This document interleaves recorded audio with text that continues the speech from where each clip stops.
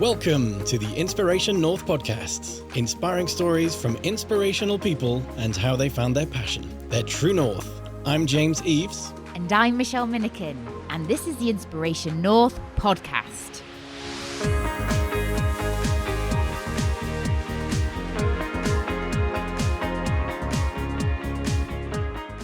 Today's episode, Merry Chimpmas, with Niall Tudor McKay-Mount, aka Mr Chimp. We talk about the name of his first sauce for a chicken wing eating competition, finding the meaning of life at 42, and how his funky dance moves got the attention of Mrs Chimp. This is Niall's 43rd job since leaving school in 1990. In 2015, he was suffering from depression and needed serious help.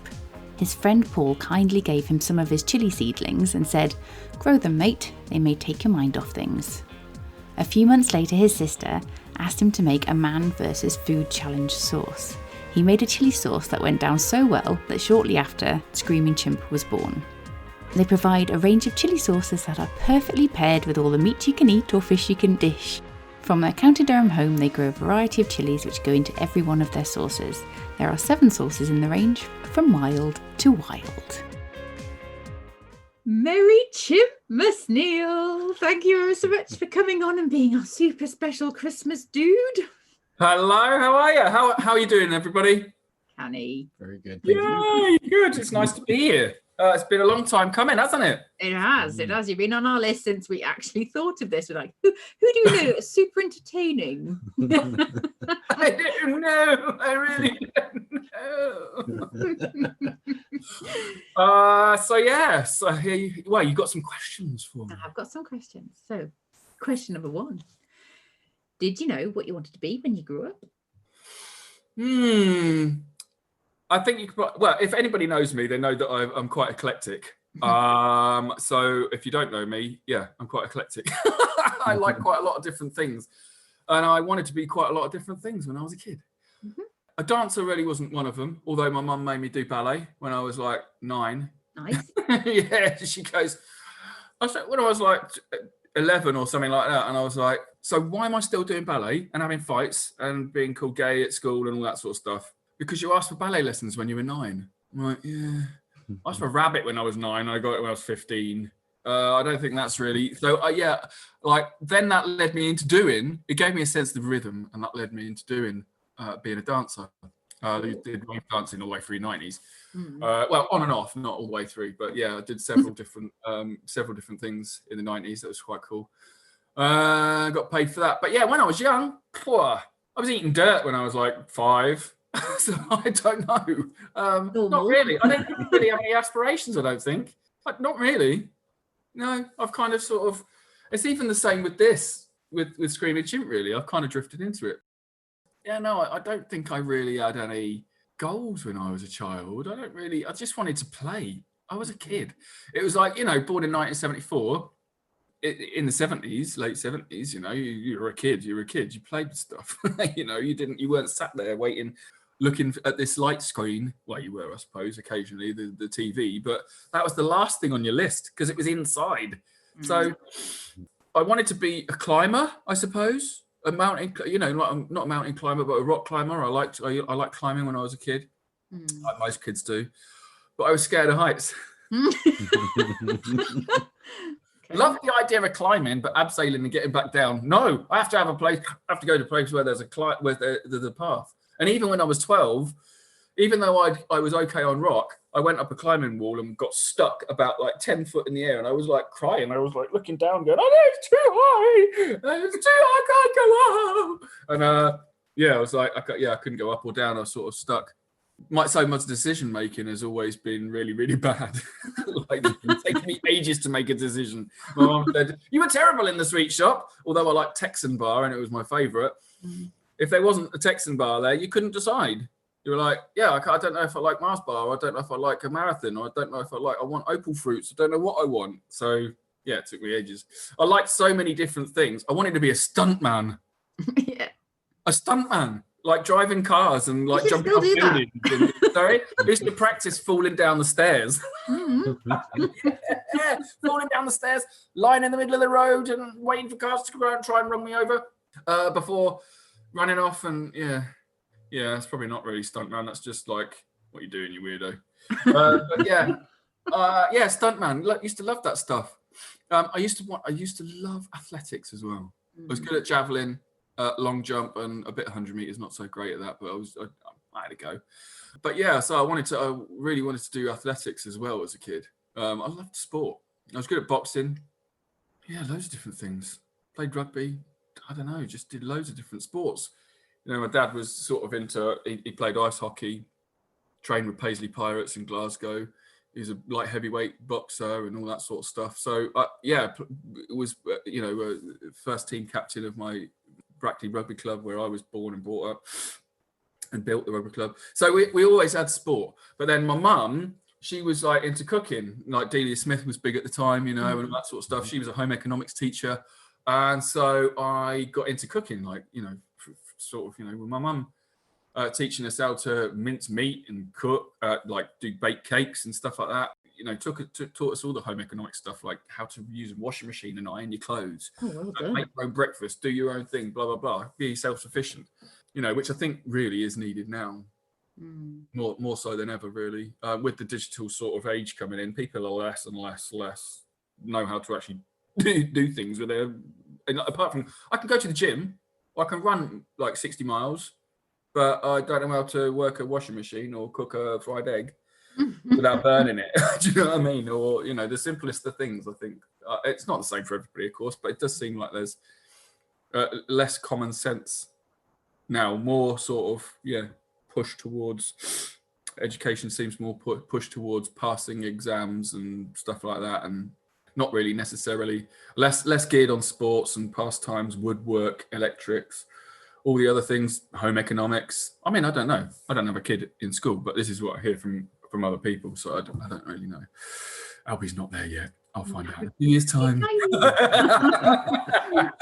it will have changed again by then, I'm sure of it. Hopefully back to where it was.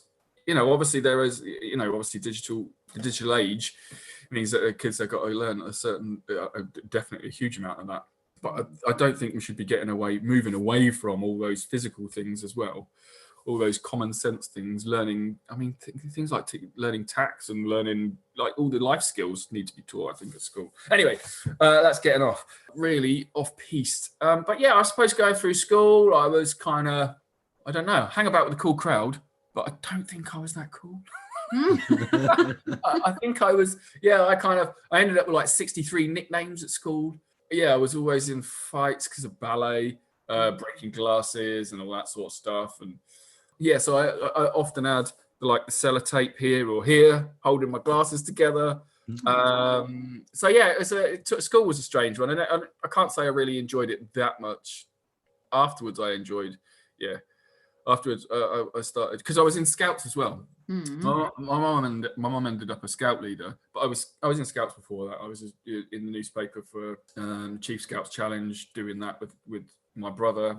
But I've been in the newspaper a few times. I was in there for ballet as well, and various other different things when I was young. Ballet was because I think I got to the like. But I think it was because I was the only boy in the Tri-County area to get to grade 2 in ballet. Normally kids just like get bullied and leave, or they don't like it. And I'm like, yeah, this is cool. There's loads of girls here. Yeah, it was wicked. And I can remember like teaching girls like breakdance, body popping moves and things like that, like how to caterpillar along the floor and stuff like that, when the ballet teacher went to the toilet. And occasionally I got caught, but and then I ended up getting asked to leave. She actually reimbursed my mum with the season's fees as well. Wow. Yeah, which is unheard of, not usual. She said, "I don't want your boy in my class anymore. He's insolent." Because I told her, "Look, this is not the move. This is a different move. Last week you called it. It's the same name, but it's a different move. Last week you called it this." She was like 63 at this point. I'm not saying she was senile or anything, but the other girls agreed with me. It's just that I was the only one that said anything, and then I got kicked out of the class. No. Yeah, I was asked to leave, and I don't want your son in my. Sent a letter home to my mum saying I don't want your son in my classes anymore. He's an insolent child. He argued. Nice. So yeah, so that's that. You see me? For the purposes of our listener, Neil is drinking from his Chimpmas mug. Yes. Oh, Screaming Chimp mug. By the way, the guys are saying Chimpmas because here at Screaming Chimp, it's Chimpmas, not Christmas. So yeah, You can't let an advert pass you by. Opportunity. Always be selling. I just can't. I find it very difficult to not bring. I think it's been the same with anything that I've ever done, really. It was the same when I was bottling wine or working in a company. I did a 3-hour. It wasn't meant to be, but it ended up a 3-hour lecture when we were away with Vic's uni friends. People were asking how it went, how's it going at work? I'm like, yeah, it's really cool. We've started doing this, we're doing this, blah, blah, blah, blah, blah, blah. And then I ended up going into one about how we test the wine, how we filter it, how we look after it, what we do, blah, blah, blah, all that sort of stuff. Yeah, it ended up a 3-hour. And then people were like, oh, so how'd you do that? And I think they were being sarcastic, obviously in retrospect. But at the time, when you're drunk and you've got a bottle of red wine in your hand and you're thinking, oh, these people are interested. I'm going to crack on here. Yeah, 3 hours later, 3 hours talking about bottling wine and all the processes that we did. Wow. I don't know why they are still friends with me.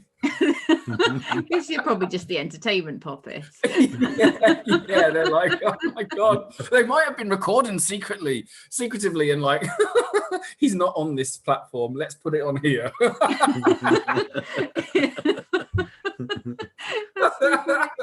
Okay, so school. So school. Quite fun in terms of the extracurricular, not so fun in terms of the school. Yeah, school was, because I struggled really hard at school. I couldn't concentrate. I was not interested in anything they had to teach me. I was like, this is, okay, brilliant. Hitler, great. Okay, we've covered that. Now talk about some other history. Okay? I don't even know who the kings are that we've had. I mean, look at how patriotic people are about America, about Americans are about America. And like, that's great, but we don't get taught that over here. I think we need to. Maths, never got my head around maths. Just no, I couldn't. I just couldn't do it. I struggle reading. I still struggle reading. Don't get me wrong. I can read. It takes me several goes at a paragraph before it's sunk in. Once it's in, don't get me wrong, once it's in, it's there, it's fine. But it takes me quite a long time to concentrate, to be able to take somebody else's written word and have the confidence in my own mind that this is actually definitely what it is. You know, I have, like, when reading statistics from various different websites at the moment, all this C19 stuff that's going on. It takes me ages. Now I know how to read them. I'm like, yeah, this is cool. I'm fine with it. But yeah, at school, I really, really struggled. When somebody's just saying, right, you've got to do this, and they've got 34 other people to deal with in a class, they haven't got time to deal with you. I just was like, what's the point? You ain't got time. You're getting annoyed with me. You smacked me around the back of the head for asking you twice. So, like, what's the point? Get sent out of class when you're asking in science or in various other things because they're calling you disruptive. It's like, no, I just don't understand what the hell you're talking about. Do you know what I mean? And they're like, well, how can somebody be so thick? I just not academic. You know, I had always really done physical things, you know, from sports and all those things. So my mind wasn't really. My mind just wasn't wired that way. It's just, you know, I mean, it's good now that there's more of a push and there's more understanding about those different types of learning. I just wish it was the same back then. I ended up my 3 E's, 2 F's, a G, and an ungraded for business for your understanding industrial society. I failed that. So maybe my understanding of business is still not very good. I don't know. I think theoretical GCSE business is completely different from actual real life business, isn't it? Yeah, totally. Well, that's the thing, isn't it? It's like passing your driving test. You know, you have to do it to a certain standard, to a certain. If everybody drove like that at the moment, you know, in real life, I think there'd be more accidents. No, I just remember, like, do you really pass the steering wheel really slowly like that? It's like, I understand your hands are on the wheel, but it's limited. I don't know. I just feel really limited. It just, I always find that it doesn't matter which way it is. If that's why I think I do well with regards to people explaining things to me. Show me how to do it once or twice, maybe, and then I've got it. If I'm left up to my own devices to try and do something, which is why I wanted the council to come out and say, are you doing it right? Oh yeah, well, you actually are ready for your assessment. And then when I showed them everything, they're like, oh, well, we can't actually really leave without giving you a 5 hygiene rating. You know, when you got COSH records and all that, what you got COSH records for? It's like, well, because they're chemicals. Yeah, but you don't employ anybody. No, but I will be. And I want to do it right now while I'm small. So while I grow, I just pass the information on. So yeah, it's just you know, although I know kind of thing that I've pulled bits from Canada and Scotland and England and all those other places, and America, and taken the most stringent and best things about them and implemented in mine, and then made up my own sheets and what I need to do and all that blah blah blah, because it's all relevant to your own business, of course. It's I still needed validation or verification that it was the right thing to do, that I was doing the right thing. So that's why when I said that I was really happy when I was on the phone, and they said, "Do you want to do a video? Videos, quite like your videos. Do you want to do a video for us?" And I'm like, "Yeah, I'll be back in a minute." I took my phone and I went out into the greenhouse because I had loads of chilies. Took my mug and just stood there and talked. And she's like, "Yeah, that's brilliant. That'll be going on the website." So happy days. Left school 1990. Also had a letter sent home saying, if your son is seen it, because I was like, obviously doing your GCSEs, you know, I got suspended. Ended up suspended. I got suspended for smoking, getting caught smoking in the toilets and that sort of stuff. Like, obviously it's detrimental to my health, but not to anybody else. Well, I suppose if somebody else walks in there, it's passive smoking, but I don't know. Yeah, I got suspended. So, and then when I decided I wanted to, hold on a minute, I've messed up my education. I think I might want to go back to sixth form and learn. Yeah, no, it don't work like that. You've been a naughty little shit for a long time. You're not allowed back on site. And if you are seen on any of the school sites, you will be arrested. So that's the letter my mum got, which is really, really embarrassing for her. So that's such a shame. Scouts, yeah, that was cool. I say it's cool. It taught me quite a lot of things. It taught me respect. It taught me to help others. Like the most enjoyable things I did when I was a kid was helping other people. I mean, it's called Bob a Job, but like even after Bob a Job, I would still go and do those things for those people. You know what I mean? At the same time as dragging my lawnmower around and charging £5 for a front and £5 for a back. Oh, wow. And then the people that I did the bobber job for, I'd still go and do the bobber job for free. So at 11 years old, I'm dragging the Mountfield electric remote. Electric? No, I can't remember. Anyway, I just remember dragging it around and charging and just cutting grass. And then sometimes at the weekends, I'd go and wash cars in a car park for like four.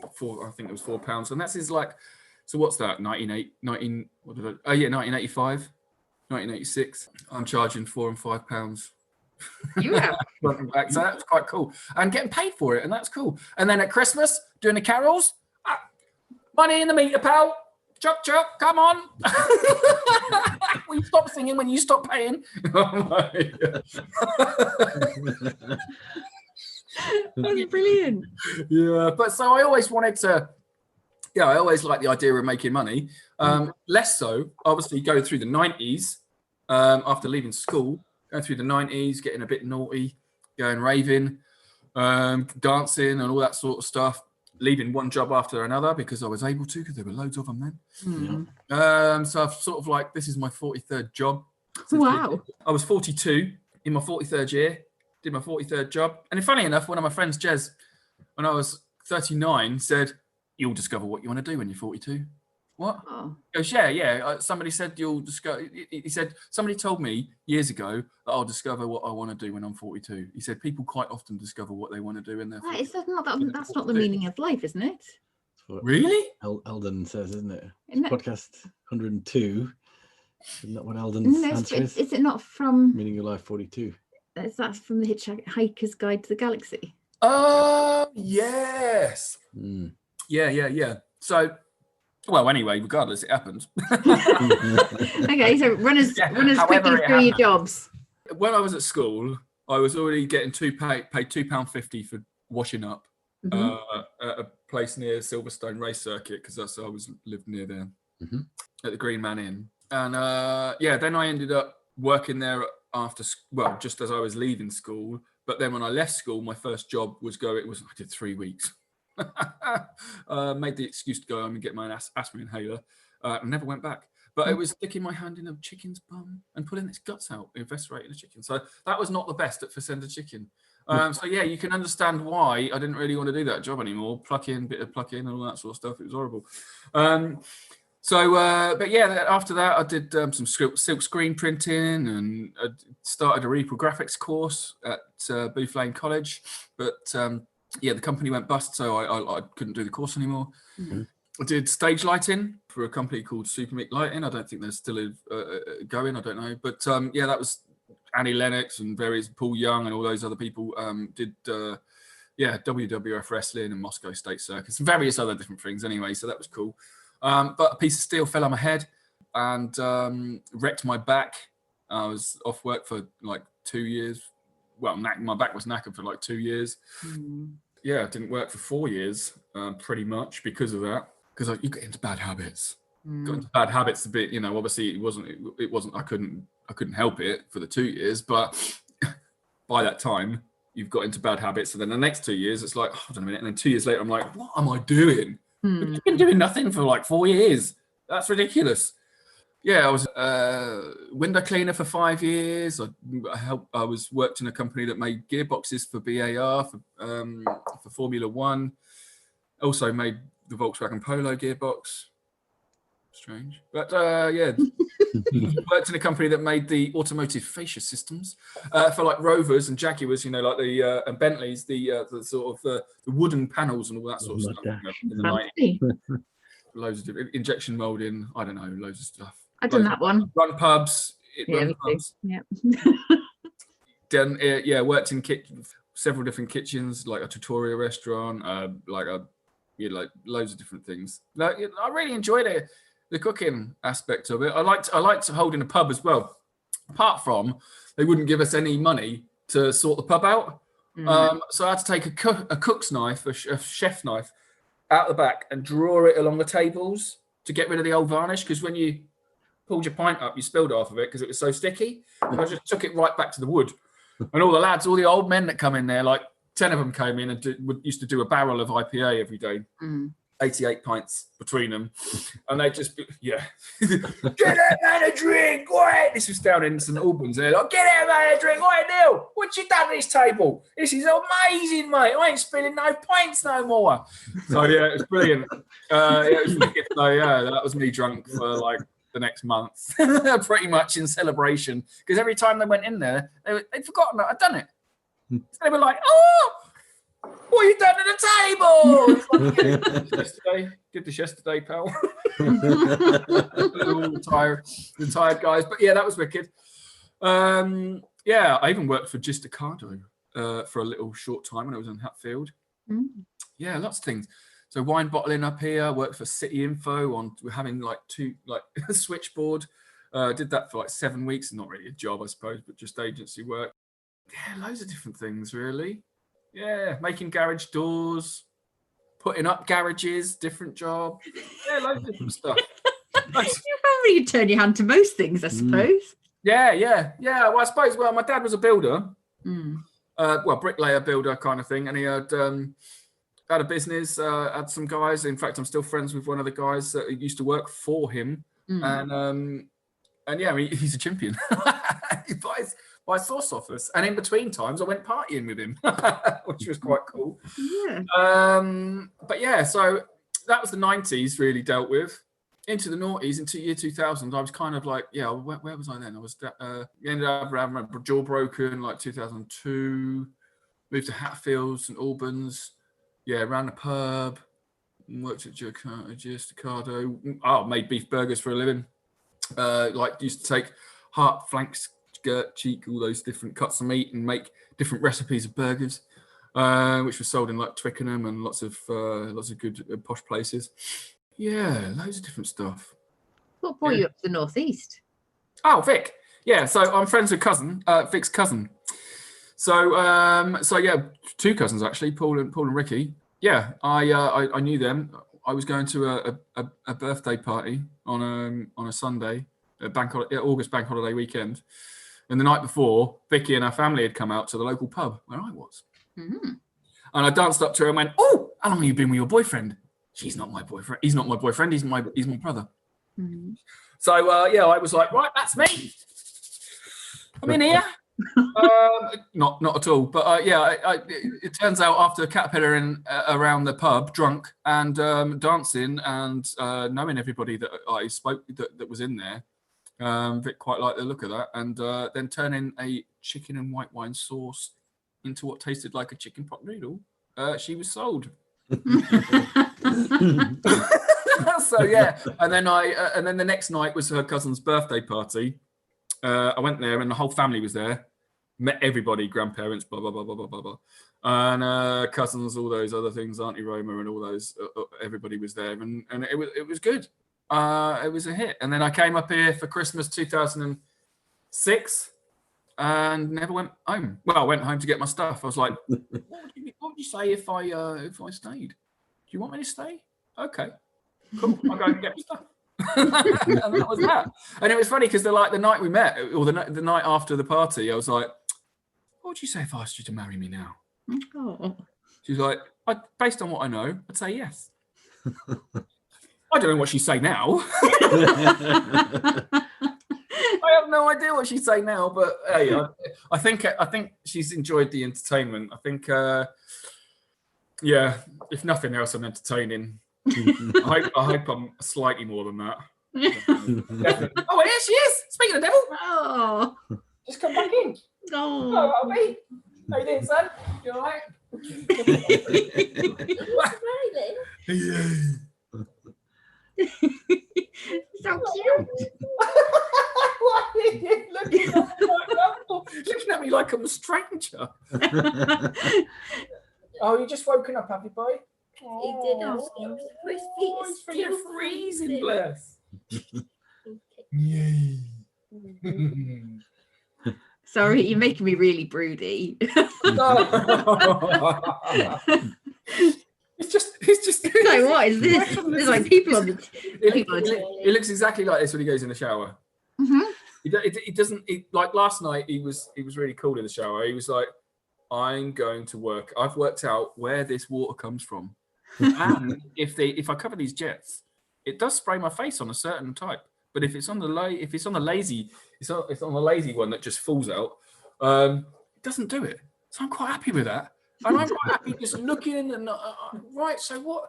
So if I do that, it'll do that. And if how could Daddy? Can they? He like looks around the back for how you can change the shower head and how you can change the jet. And yeah, he's very he's a lot more analytical than I am, I think. Already. You're a good boy, aren't you? Yeah. Oh. Yeah. Anyway, right back to it. Thank you very much for that interlude.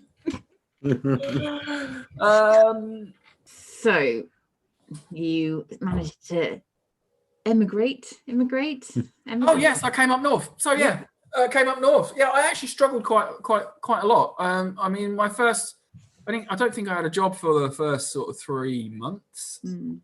And then because I'd worked doing for a company called Divorce Structures UK, putting up loads of tents, loads of temporary structures like the Chelsea Flower Show and things like that. All the white buildings that you see on TV, that kind of thing. I did that for a company up here called James Fletcher's in Walsingham. But yeah, I used to get the piss taken out of me there because it's like, oh yeah, I said I was work for DeBoer, and they're like, oh, right, hey, DeBoer, get this, DeBoer, get that, DeBoer, get that, because like it's quite a big, well-known company.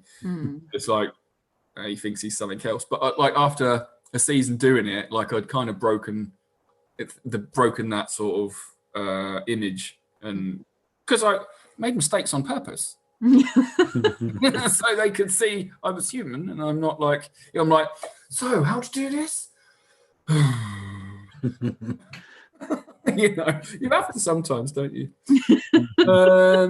Yeah, you sometimes have to act like, you know, you're a bit thick, so people feel less intimidated. I don't know. I don't really like doing that, but sometimes you have to. After doing that, then like I say, I was working at the wine bottling place. I got a job there. I was playing snooker in the now burnt down snooker club in Stanley, which is a shame. It's my favourite. It's really good. But yes, I got a phone call saying, "Do you want to come for an interview?" Yeah, cool. All right. So I started doing that, working on the forklift, doing the forklift, because I'd done a free forklift course when I first got up here. I was like, I ain't got no qualifications. I don't know what I'm doing. I'm 32. I'm like, okay, there's an advert in the paper. Free forklift license, but you have to do your numeracy and literacy first of all. So the course was, I don't know, it was supposed to be like a couple of weeks long. I just did it in like an hour and a half or something. Yeah, essentially took the test and passed the numeracy and literacy things, and then I was able to do the free forklift course, which then led me on. I got the agency job with the Greencroft bottling company, and then nearly a year later, I think, after doing that, I had been making decisions within the VAT room and implementing things, or trying to, and making suggestions that were working. And so they then said, right, okay, we want to offer you a full-time job, but you're going to be team leader in the VAT room. I'm like, huh? What do you mean team leader? I haven't even worked in there properly yet. Yeah, but you've been doing this and doing that. I pulled out the warehouse and put all the lines in the warehouse because, you had to have like a 2-foot gap. So I literally pulled everything out on the forklift, marked down all the lines in the warehouse and put everything back so the customs guys could get down there easily. And yeah, just essentially just I don't know. I liked making decisions. I'm quite happy with that. And the manager at the time, Andre, bless him, he's passed away now. But he said, "Look," I said, "Look, I don't know what I'm doing. Why are you giving me team leader thing?" I was really nervous at the time. And he's like, "Well, you like making decisions. We need somebody in there. Can they make a decision?" So that's what happened. And then a year later, I got, I don't know, senior tank man. And then a year later after that, I got like supervisor. But then after that, I was thinking I was going to be next in line for a manager's position. But where Waverley Vintners has shut down one place over there in the brewery, a lot of people came from there who had already had the managerial training, and they were like, I am not paying £2,000 for you to go through managerial training when he's already trained. So that was that. So in the April that year, we were talking about going to Germany and doing a business trip and all that sort of stuff, to go and see other VAT rooms and what we can take from there, ideas we can take from there to implement in ours as we grow. Come July, that was done. We were supposed to be going in November, and come July, all these other managers came in. It was like, bang, no one's going anywhere. You are staying where you are. These guys are here. Put a lead lining in. So couldn't do anything. So then that was just like, and then I spoke to the guy that I was talking to about it. He's like, I don't know what you're talking about. I don't remember that conversation. We had several conversations about it. Anyway, regardless, that's that. So like for the next 4 years, then I was doing the same job as I was training staff. The Polish guys who I was training, or that used to come in, the new starters, liked my way of training people, because you don't just say, right, that's red because it's red. You say that's red because it's made up of this color and this color and this color. For instance, one of the jobs we had to do was sterilizing filter housings or pulling wine through. And I was like, okay, this is the filter housing. Now, if you don't, that's all dry at the moment. If you don't open the top bit, the wine, as it flows through, won't go up the top and it won't wet the whole filter. When you put the pump on, if that's dry, it will push a hole through it. So I stripped out one of the old filters, and showed them that it's made up of layers, it's this, blah, blah, blah. So I went into depth and explained to people every single time that somebody came on, this is why you do it. This is what happens if you don't do it. If you don't do this, this is one of the critical control points. If you don't do this, down the line, there will be crap in there. There will be bottles that will be recalled because there will be yeast and mold and other things in it. These filters are there to take out those things. And if you don't take that out, you've got a massive problem. And then, there'll be hundreds of thousands of pounds wasted and you'll get the sack. So, I use the same sort of principle, really. Hold on one second. I'll just go and get your bottle. Use the same principle here when I had a new starter come on a couple of years ago. James, it's cool. This is mold that's left in a bottle that's been unsterilised and cold filled, and this hasn't been sterilised. The closure hasn't been sterilised as well. So that is mold that grows in there. So I keep that, and I showed him it, and I show other people. I'm quite happy to show. This is why we hot fill. This is why we have a low pH. This is what to stop mold, to stop all these things happen. This is why we do it. If you don't do that, and there's a product recall, you're paying for it. Here's a non-disclosure. This is what you're signing before you start. So, and he was quite happy with that because I'd explained to him, and if you explain things to people up front and explain the consequences of you not doing those things, they're quite grave for a business of our size. And it, in fact, at that point for Greencroft, I mean, when I started there, I think there were 23 of us. I think there's, I don't know. I think the last count, I don't know. Maybe there's 200 staff there now. It's a massive company, really, for the Northeast now, which is brilliant. But yeah, so I like having those things to show people. I like when when somebody said there's mold around the top. I'm like, yeah, that's where you stuck your finger in. That's where you stuck your finger in, and you're not supposed to have. So tell me about Screaming Chimp. How did that come about? Screaming Chimp. Right. Okay. Well, about 6 years ago, I wanted to kill myself. Okay. I stood in my hallway with the tip of a knife in my chest, and I was like, I can't do it. I just had this thought of Vicky coming home, seeing me with a knife in my chest, and it's Vic's old family home that we bought off her dad, and I was like, I don't want to. That's just gonna, when you have those split-second thoughts and there's 100 things going on at once, and you understand every single one of them at the same time. Where it was like that moment of clarity. It's like kind of just dropped it on the floor and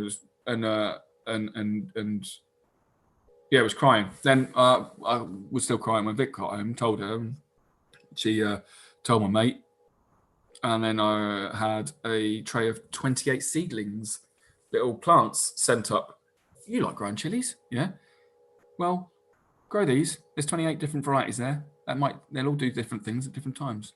You'll have to look after the green fly. You'll have to pot on. It'll take your mind off stuff, hopefully, while you're getting assessments. So I don't know, 2 months later, my sister asked me to make a Man vs Food Challenge sauce when she was at Northampton University doing a course there. She said, what do you want one of them for? She's like, I want to do a charge of £5. We want to give the money to charity. And we're going to boost our course through the local press when we give the check to charity. Right, okay. So I want you to make us a hot sauce with all the chilies you grow in. And yeah, it'll be a chicken wing eating competition.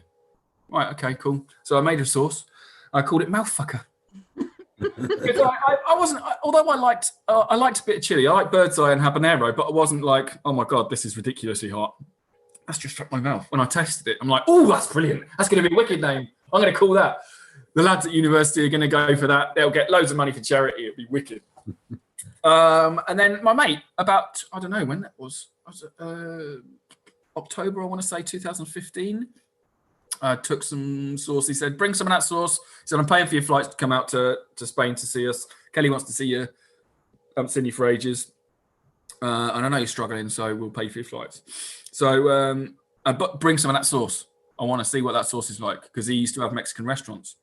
And then he said, this is a wicked sauce.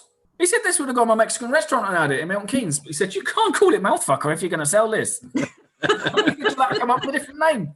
We were like on the way. We were in Nerja in Andalusia, and there's like a walk down from this sort of like big arched bridge where you can walk down to the beach, and on the way back up there's loads of grasses and stuff like that. And I was like teaching his kids.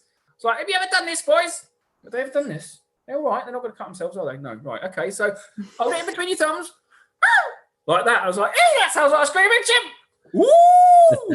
That's the name for that sauce. I'm going to call that sauce a Screaming Chimp. Me and Keith me and Keith just high-fived each other and was like, oh, I can see that on mugs and T-shirts. And surfboard decals. I can see that on loads of different stuff. This is going to pay for my parents to retire. It's going to pay for blah, blah, blah, blah, blah, and all that sort of stuff. Yeah, it's not doing that yet. And it probably won't. Yeah, you know, it gave me direction. It gave me something to focus on. Now, obviously, that was about 6 or 7 months after my sort of iffy bit. And I'd been through like 2 or 3 assessments, and they were like, yeah, you can't, this is no good for us. We can't help you with this. And I'm like, okay, right, brilliant. So it took actually 18 months to get an appointment. And by that time, I'd already been chimping for ages. I've been chimping for like about 6 months at that point, because I think, I did some more recipes in January 2016. I asked for a logo on 99 Designs. I was like, I put this design brief out on a website called 99 Designs. It's like, I've got an idea in my head, but you can help me out, all you guys. Brand new chili sauce company called Screaming Chimp Chili Sauce Limited. Well, we weren't limited then, actually. Screaming Chimp Chili Sauce. I want to have some sort of, like, obviously it's got to have a chimp on it. I would like to have like some, you know, whatever, blah, blah, blah. It's got to have chilies and stuff like that. And like 12 designers came back, and I whittled it down and worked with a couple. And then this one guy called Nolly in Jakarta, you know, he won. But it's morphed. It's morphed from what it originally was into what it is now, really. It's now that. But it morphed, and it only became that because he had put like these chilies. He put these chili, like one set of chilies, like on our gazebo. When I had the gazebo design, he put like one, like the chimp head on one side, then the Screaming Chimp, and then like one of those fans of chilies. And I'm like, wow, that doesn't look really good. It's not going to look good on a mug or a T-shirt. And we just moved those about and put 2 fans of chilies up there, so it looks sort of better. I just want to see what that looks like, and that's what it looks like. So that's where we are at the moment. That's what I love. That I love the logo. And the parchment paper comes from, like, you know, when you're a kid and you do treasure maps, you burn the outside and you tea stain it. It's like, this is the treasure you found, Screaming Chimp Chili Sauce. So keep on chimping at screamingchimp.com. Yeah, so that's the idea behind the parchment paper look. Obviously, I'll have to do a blog on that and explain. Like, I haven't even really blogged. I haven't done anything. You know, our social media have kind of like just cracked on with it, and I've not really had any. I've attended training, and I'm gone, wow, I'm kind of doing that. I'm kind of like looking at, you know, like we used to have a flyer with like a bit about us, a recipe, the sauces, the chocolates, and the contact details and stuff like that. And I went to this marketing thing put on by NBSL, and the guy said, you got too much on there. First of all, was saying this is what you need, and I'm like, right, okay, that's brilliant. Well, that's what everything that's on there. Yeah, but you've got everything on there. You got to give them some reason to come to your website. So, like, you know what I mean? At the moment, you've got everything on a sheet of paper. So I don't have them anymore. Yeah, so we don't have those. I just found that the other day because I was looking at possibly doing some promotion, and just going over old stuff and seeing what I can change. But it's good. Yeah, I'm always coming up with new ideas for products. I mean, this is a labels that come in for a new product. Well, I kind of done it before, but it just in, you know, Chipotle powder. It's for powder. It's a dry rub, and it's everything that really is in Chipotle sauce, wet, like the tomatoes and things like that. I've found or dried myself, like with my dehydrated chilies and things like that. Made into a powder, dry rub, bosh, done. And that also goes on our Mary Chimp. Not Mary Chimp. I've got to get that out of my head. I've been saying that so much recently. On our chimp chili nuts, on our chimp nuts, on our chili peanuts. That's the same stuff that goes on there. It's good. It's really good. Are you roasting your nuts on Instagram? Yeah, roasting your nuts. My nuts are roasting.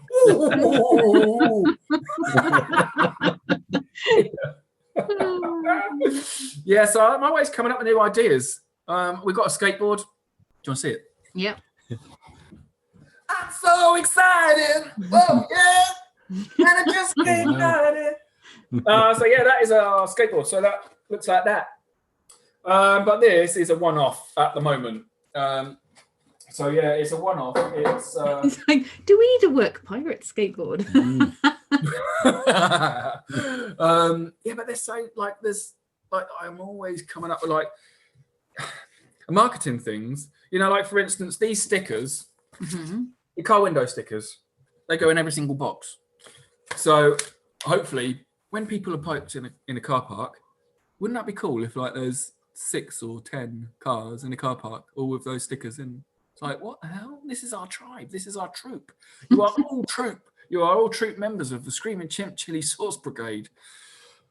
I have just said brigade. That's not. I don't really like that word. I'll be honest with you. I don't know. Let's just stick to troop because it's a troop of chimps. But yeah, like the Merry Chimpmas cards. I like these. I don't think anybody would really buy them to sell, to give to anybody. I mean, they're blank. You just you write what you like inside. But season's greetings from Mr and Mrs Chimp. Oh. And that was taken in Durham. That's taken in Durham. Yeah, it's lovely in the marketplace. But yeah, so I give them to all the businesses. You may end up with one. You're in lots of businesses now, aren't you? Not really. Not a huge amount. I don't know. Maybe. I mean, we were on a lot of websites. We're also Granger Delivery from Granger Market. I mean, that's a 185-year-old market. Love that covered market. We're in places like Annick Garden. It's a shame Annick Garden. I think Annick Garden's closed at the moment, but hopefully it'll be able to open again. That's really cool being in Annick Gardens because that's lovely. People from all over the world go there. We were in Kew Gardens, but they stopped doing the food items. With Fenwick. We're not in Fenwick at the moment, but I'm looking at getting back in there again, possibly next April, maybe for barbecue season. We'll see. But yeah, we're mainly in sort of farm shops and delis and small sort of independent shops because the sauces are quite expensive to produce because they're just food. I'm not making a thin product and just putting bulking agents in it. Essentially, it's 100% food, and it just takes I might start off with a pan like this, and it ends up because I just cook it to reduce it to get the thickness I want. Like when people say you've got to add such and such, I'm like, no, I don't. You might, because you want to make a cheap product, because you don't care what you're feeding people, but I do. So I really care I care what I put in my own body. I care. I didn't used to. All the way through the 90s, I didn't used to. But yeah, well, I did. The more I could get in there, the better. But yeah, now with food, because I've always liked food. Obviously, starting with my mum with the home economics sort of side of things. Yeah, I just don't. I didn't want to ever when I was reading other people's products and looking, what the hell is that? It's like I can't that's a science project. It's not even pronounce it. Yeah. You know what I mean? It's like I understand there's science in creating food, but I don't want to read all that stuff. And when you just research what it is and you look at it and you're like, it's not really needed. It's not needed. You're just making a cheap product and fooling people. You're just making if something on a shelf is £1, how much food's in it? Because the distributor's taking 40% or 30% or whatever it is. The same for the shop. Do you know what I mean? And then it costs to make, and it's well, there's nothing really for the producer. Do you know? I mean, I know some people that run a loss. It's like, how can you run? That's not a business. That's a charity. You go like that. That doesn't make any sense unless you're getting a handout from the government. So it just is odd. Yeah, I don't know. Maybe I'm just stupid. Maybe it's just I'm too honest. I don't know. I don't know. Well, I just am. I don't see the point in lying to people. It's just, I can wholeheartedly say that everything in that bottle is a food product. I mean, they're vegan friendly. They're they're none of the main 14 allergens in. They're not on. You can't have them if you're low FODMAP. If you're following a FODMAP diet, because they've got onions and some have got a little bit of garlic in. But generally speaking, most people can eat them, which is good. Of course, you have some people say, well, they've got tomatoes in. I can't eat tomatoes, or I can't eat. You can't please everybody. No. Like Bob Marley's, you can't please all the people all the time. Once you've had the sauce, you're a chimp, of course. Yeah. Cool. Should we move on to a quick fire round? Yeah, probably. Come on then, James. Yeah. So question number 1. What's the weirdest thing somebody has used your chili sauce for? Well, I think it's quite strange to have my Screamer hot sauce on cornflakes. I think that's quite strange. I mean, I've used for porridge and ice cream. Mango Empire is Mango Empire and pineapple sauce. They're both awesome. I mean, I've just sold the last 20 bottles to a shop of Mango and papaya, but I sold out of pineapple last week. Yeah, people use it for dessert sauces, for ice cream, for loads of different things. Cocktails. Yeah, cocktails. Chipotle sauce. The mixology group in London used at a trade show used the Chipotle sauce for the Bloody Marys because it's got all the spice and the tomatoes and all the other things in there as well. Good. And that was really, really good and got quite a lot of business from that, which is quite nice. So yeah, I think probably the Screamer on cornflakes was quite an odd one. Yeah. Tomato and cornflakes. I don't know. I didn't see a picture of it, but I was just told that that's what had happened. So yeah, I reckon that's probably the strangest one. Yeah, cool. Yeah. So what's the best sandwich you ever had? Oh, anything I make.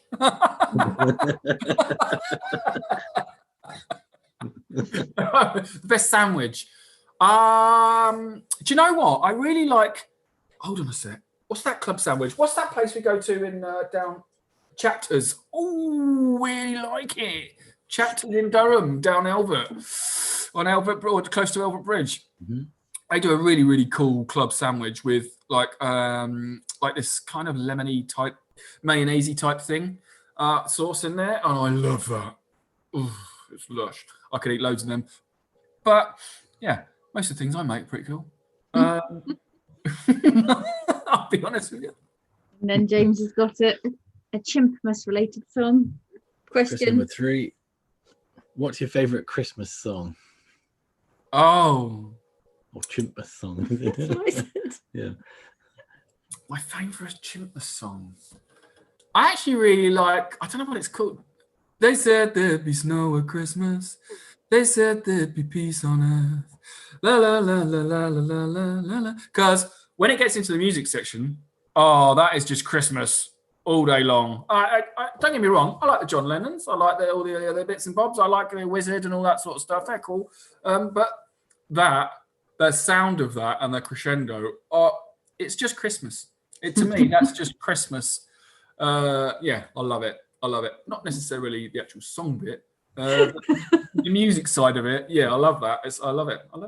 Oh, okay. And so, if you could get into a time machine and go back and speak to that insolent child that you were at age 18, what advice would you give to you? Make chili sauce now because no one's making it. Make chili sauce now, yeah, because no one's making it, and you can. Oh yeah. Because where did you get that from? Has that just come through the door? Yeah, so we just got into page 3. So this is an event, a virtual event, supporting our Durham Festival of Food and Drink, local producers. So yeah, this is actually. This picture was from Bishop Auckland Food Festival from last year. Yeah, I was actually supposed to be comparing that here this year, like interviewing the TV chefs. Yeah, so I'm a little gutted about that. I was gonna also do Gordon Ramsay's TV show this year. I was filming for that, but that's not happened.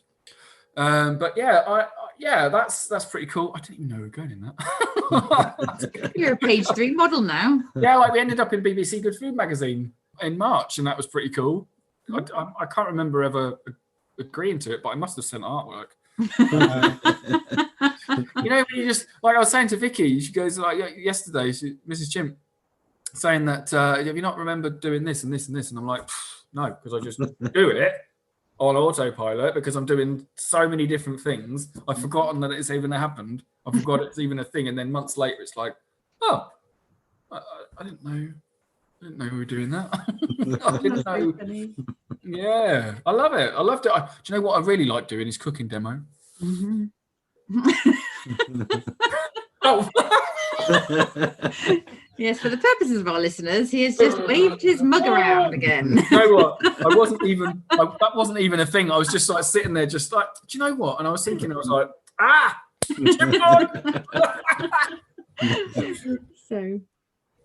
So, for the benefit of our listeners, if you want to follow Neil, track him down, check out the products, best place to find him is at the website, screamingchimp.com. Indeed it is. So thank you ever so much for your incredibly entertaining podcast. Well, thank you for having me. Yeah. And thanks for listening, everybody. You've been awesome. Awesome.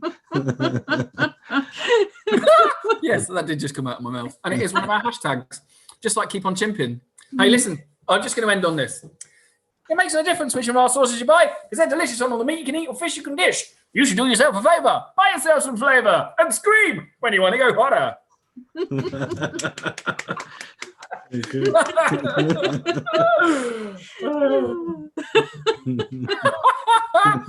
Love it. I love it. Well, you wanted me to say that, didn't you? Did you want me? Yeah. I was going to do a double then. I can't do a double.